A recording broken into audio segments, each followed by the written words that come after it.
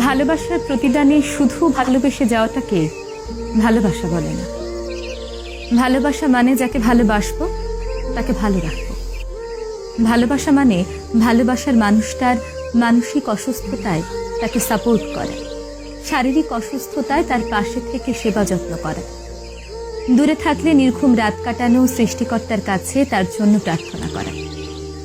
ভালোবাসার প্রতিদানে ভালোবাসতে সবাই পারে, কিন্তু যাকে ভালোবাসি তার দুঃখ, কষ্ট, মানসিক অস্থিরতা এই জিনিসগুলোকে আপন করে নিতে না পারলে কিসের ভালোবাসা, কিসের টান? ভালোবাসার মানুষকে আগলে রাখতে জানতে হয়, তার মানসিক অস্থিরতায় নিজেকে মলম হিসেবে উপস্থাপন করতে জানতে হয়।